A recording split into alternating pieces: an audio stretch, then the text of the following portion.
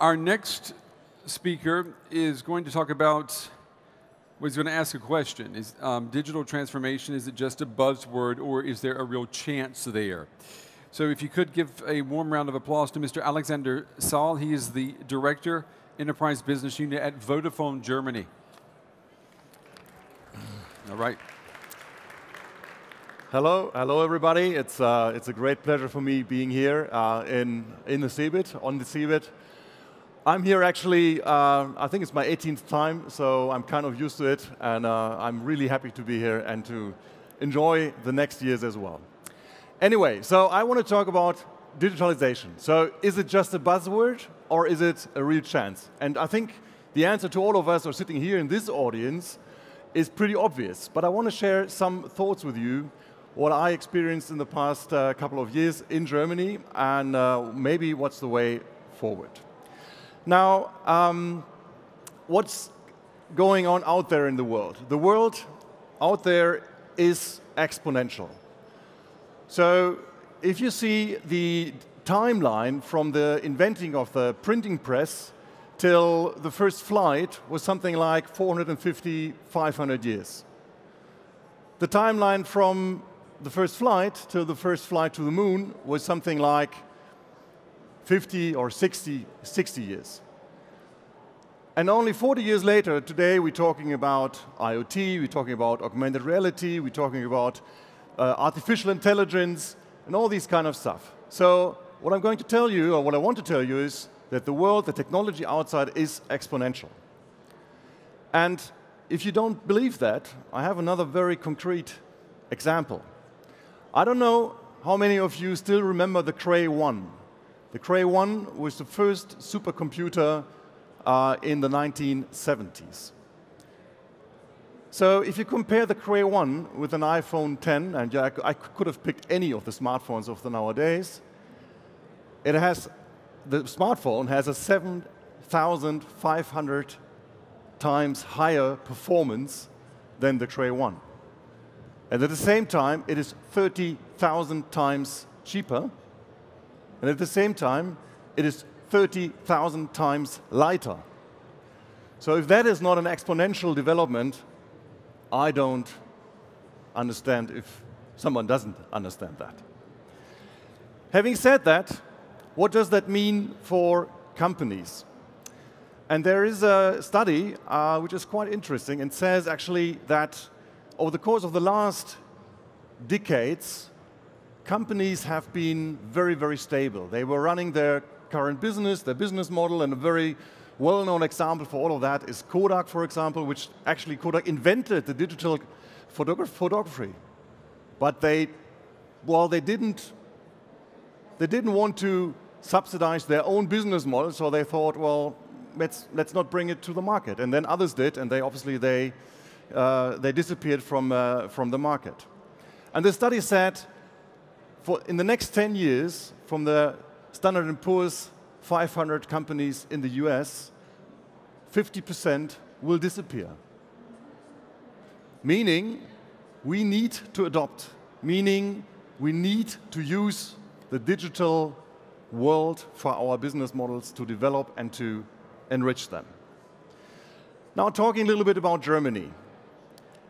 And, well, there is a theory which says that Germany is a little bit behind in terms of digitalization. And if you look at the figures, it's probably right. Huh? So, for example, talking about the Fibre footprint in Germany, Germany is only on the rank worldwide of 29, ranked 29, behind countries like Italy or Chile.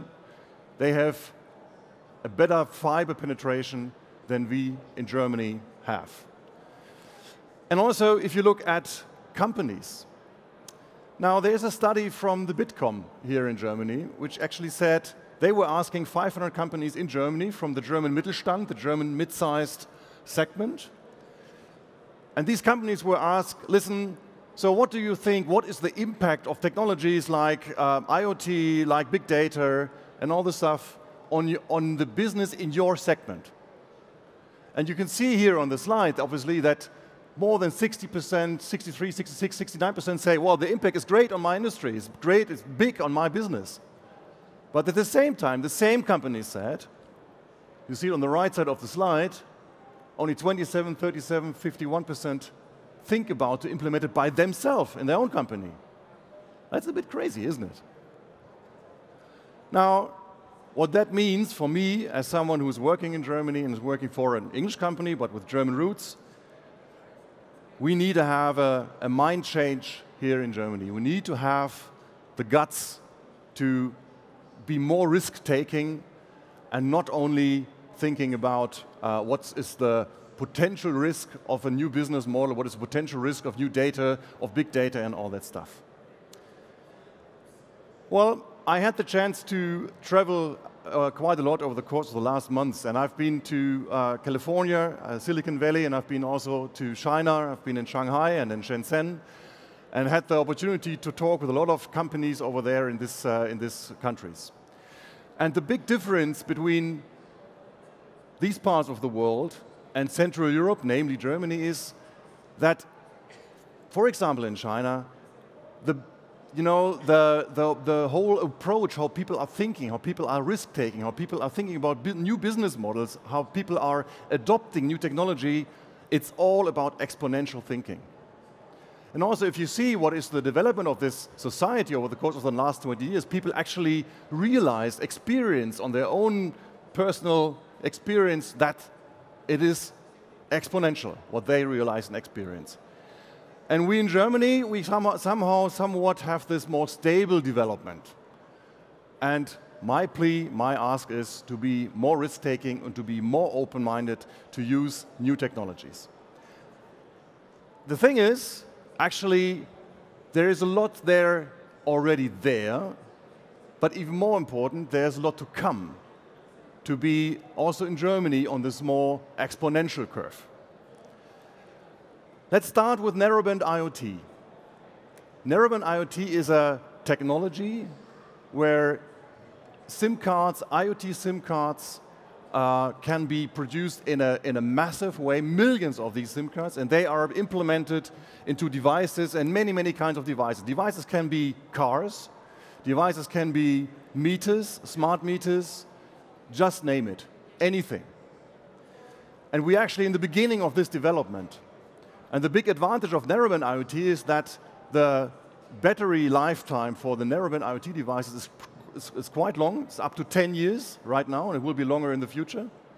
And then you can imagine if you can build a device with a battery which is lasting for 10 years and is able to communicate over 10 years with other devices or whatever, then there is a huge potential for developing new business models.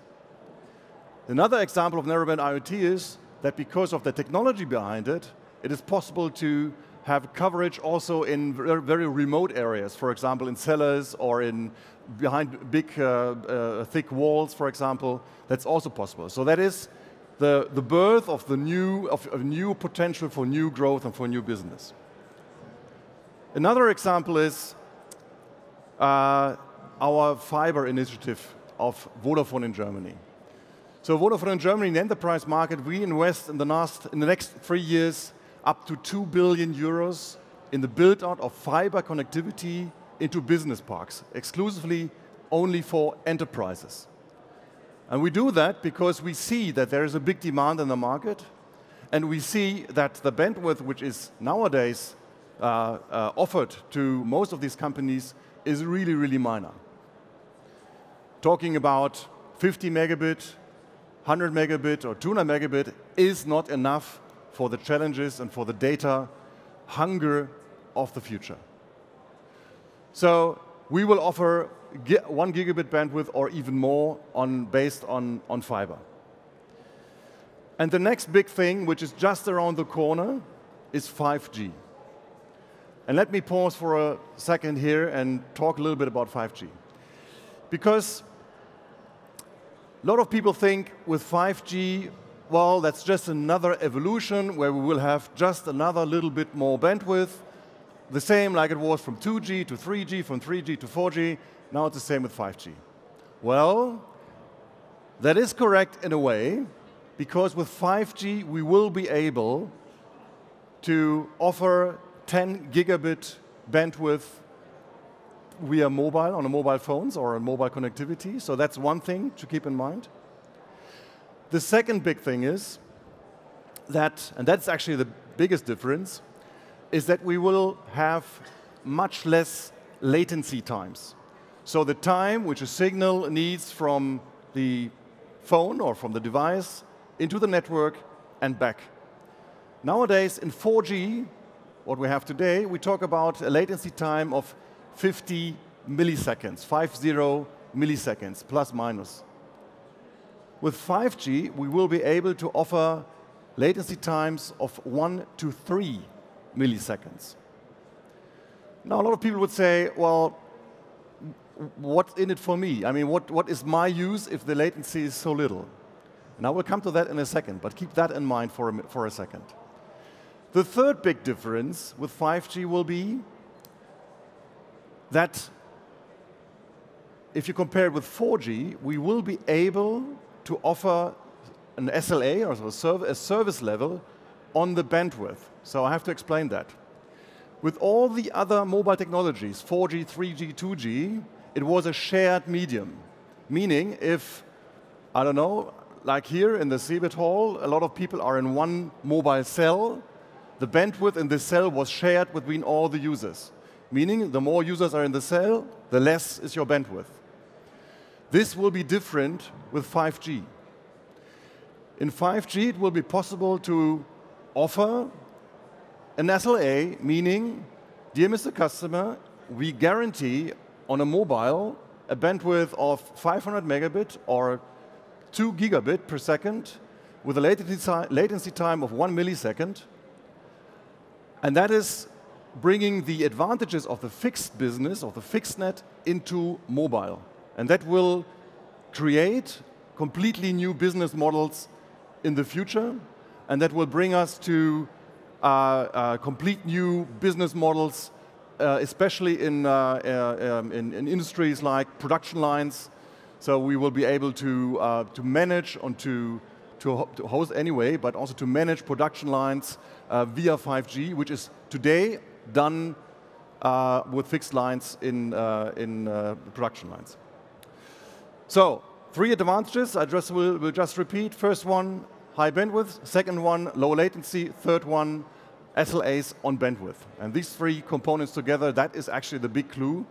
And that's also why a lot of people say the real business case for 5G will start in the enterprise business, because these 3 elements are very important for companies when they are connecting their solutions or their productions and their processes. Now, it is logic that all this comes with cloud and cloud services, and which all give us the flexibility to use the data. And if we have a lot of IoT devices, we collect a lot of data, and this data needs to be hosted and needs to be managed. And also behind this hosting and this managing, we need to create a big data, artificial intelligence, so to say. So this is the whole value chain which will evolve in the next couple of years in the near future. I don't want to talk too much about cloud here, because it's very obvious, and a lot of us are already in this business and using this technology. Now, to give it a little bit more a concrete flavor, I will give you an example what is already today possible with this technology. And it is a quite weird example. And I picked it specifically because it is so weird, you can get a flavor about the fantasy behind all these solutions. And I'm talking about MooCall, and I'm pretty sure nobody of you guys already heard about MooCall. Now I'll have to explain what is behind it. Now, an average farmer has one problem. When his cows are to give birth, 10% of the calves, they die during birth if they don't get help, support by the farmer.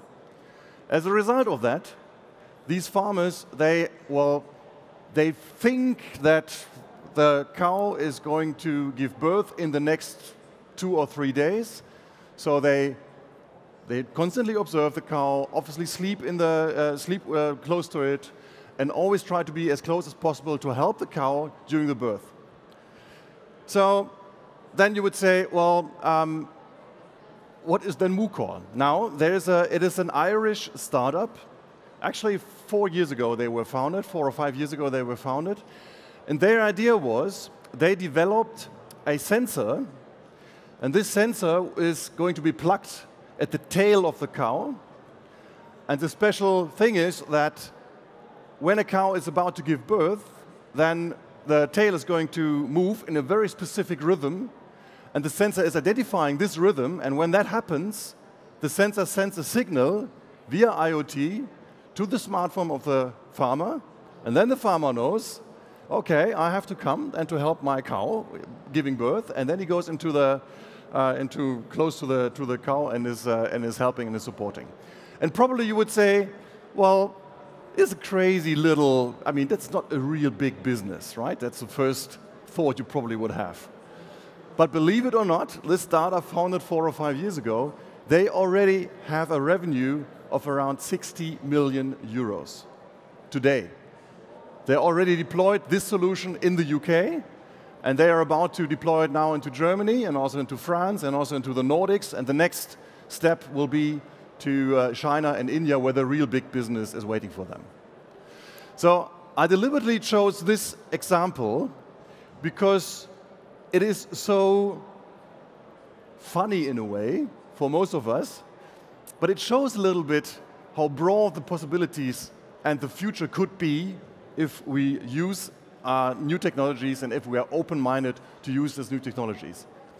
And to come back to the first statement, of course, digitalization is not a buzz.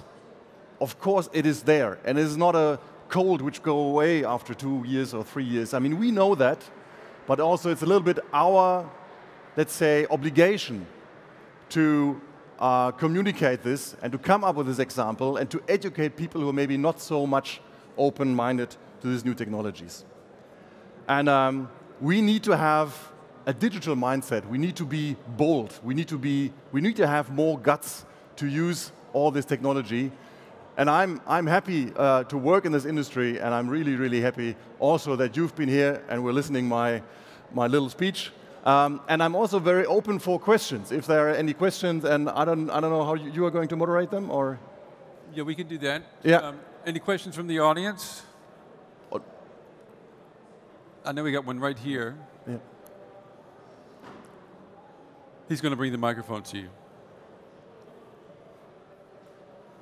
Hello, Cenk Kral from Turkey. Just one question. How do you perceive that the mobile operators will shape up the digital transformation other than just being the airtime provider? Do you think that the business models will also change? Yeah, that's a very good question. Thank you for that. So that is a constant challenge in our industry, that the perception sometimes is that we're only the dumb pipe, so to say, of data, or only the dumb pipe. However, I mean, I'm responsible in Germany for the enterprise business. What does that mean? That means that all companies, from little Sohos or one-man bands up to the multinational corporates like Siemens or just name it, they are in my responsibility. And our challenge, our constant challenge is that we enlarge our services beyond the pure connectivity.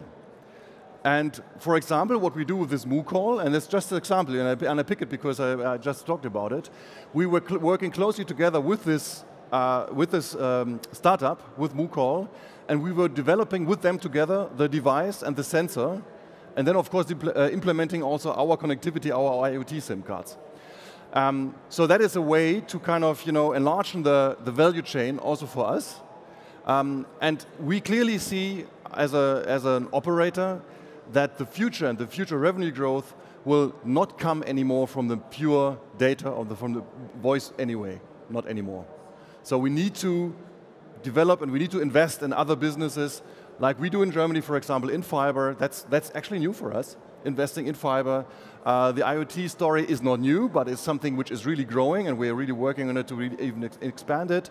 We are offering cloud and security services. So we are on the way to enrich our portfolio and to become more than just a dumb pipe. But I mean, that's the, let's say, that's the vision. Let's see if we can make it true. Okay. There was another question, I think, another over question there. here. Yeah.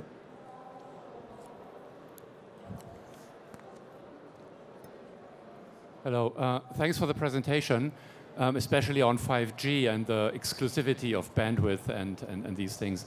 How dependent is that business model on net neutrality, and that it will keep up or will be quit or cancelled in the future to these kinds of business models? Sorry, I didn't get the net neutrality principle. How important is that, that it's going to be quit for the success of your business models? Yeah, so that's also a very good question. Now, net neutrality, of course, I mean, it is there. So we, of course, we will work with it, obviously.